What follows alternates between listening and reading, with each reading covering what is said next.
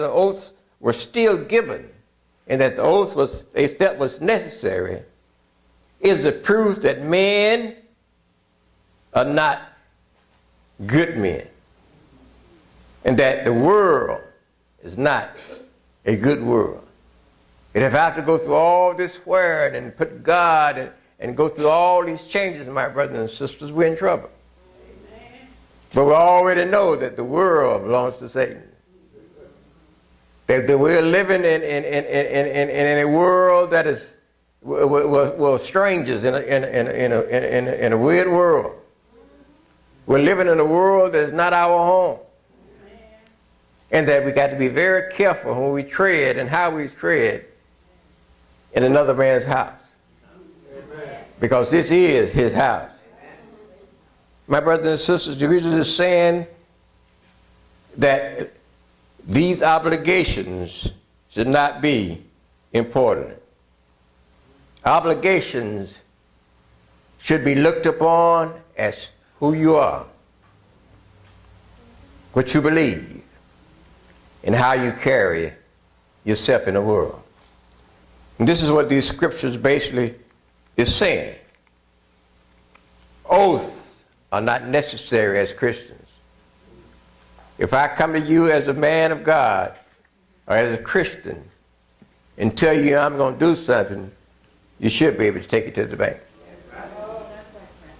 You should be able to say, my wife told me sometime that, I don't know, it just means that I'm gullible or that I believe. But if you tell me something, I believe it. I have no reason to doubt you. Because you said it. And I take you at your word. And this is the way we have to be when we say things to each other. No matter how hard it is, whatever happens, if you promise a brother something, do what you promised. And if you can't do it, please don't try to be so high and mighty in front of somebody else and promise him, and you know you can't fulfill that promise. We do it all the time, but that's wrong. And this is what Christ is saying here. As a man of God and as a Christian, oath is not necessary. Let your yea be yea and your nay be nay. Now let's look at Matthew, still on chapter 5, 38 through 42. And like I said, you know, sometimes we look at these scriptures, and that's what I want you to understand about scripture. It sounds like it's radical. It sounds like it don't make sense.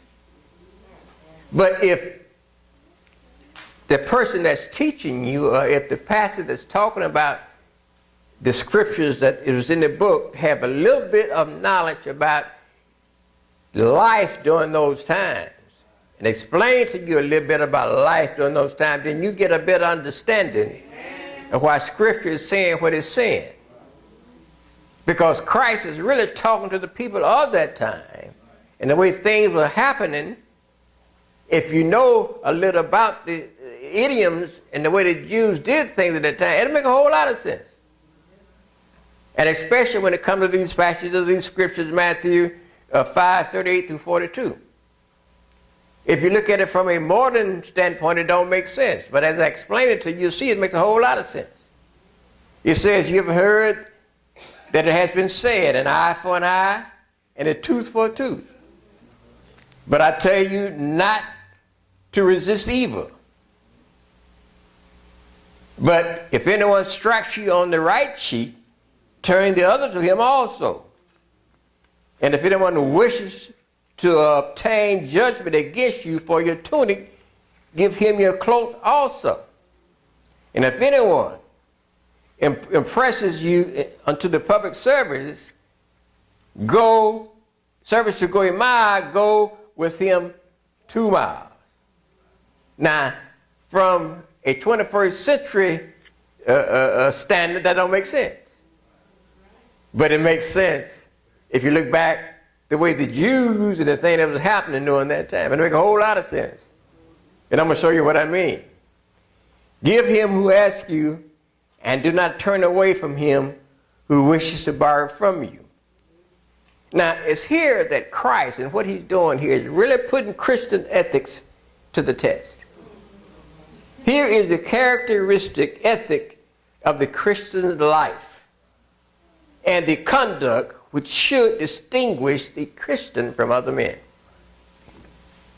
When people see us, that's another thing. You see people in the street and you know whether they're Christian or not. Because everybody's doing everything the same way. Because we don't want to be set apart, or we don't want people to look at us as being strange or being funny or being different. So when we're out in the world, we try to act like the world. That's the biggest mistake you can make. Amen. My brothers and sisters, you should be proud to be different. Amen. You should be proud to say that I'm a Christian. Amen. You should be proud to say that I love a man. As a man should say, I ain't funny, but I'm in love with a man. And his name is Jesus Christ. Nothing to be ashamed of, to say that you love Christ. And we as Christians got to start carrying ourselves that way, my brothers and my sisters. We got to let folks know who we are, whose we are, and who we belong to. And this is what has been said here, that you have been said. Now Christ, once again, is putting Christian ethics on the line. And the conduct which should distinguish the Christian from the rest of the world. Jesus began by citing the oldest law in the world. And we've all heard that, an eye for an eye and a tooth for a tooth. Even though they don't know the Bible, have heard an eye for an eye and a tooth for a tooth. This is the best law, the widest known law in the world. And they call it a tit for tat. We've all heard about that. The principle is clear, my brothers and sisters, and apparently simple. If a man has inflicted an injury on any person, an equivalent injury shall be inflicted upon him. Now, this was the Jewish laws. The law became part and parcel of the ethics of the Old Testament. And we actually find this in Exodus and in Leviticus and in Deuteronomy. Speaking of the eye for an eye and a tooth for a tooth. These laws are often quoted among what we call the bloodthirsty, savage, and merciless laws of the Old Testament. They're considered to be some of the coldest laws that were ever written. But once again, as I've always told you before, we criticize the Bible and criticize what's in there and criticize God for possibly laying down certain ethics and certain laws. We must know the background of why these laws were there and what they truly mean. If you really look at it from the savagery that was going down at that time, this law of eye for an eye and a tooth for a tooth is really the beginning of mercy. There's more mercy in that fact than what you believe or think. Its original aim when it was written was definitely the limitation of vengeance.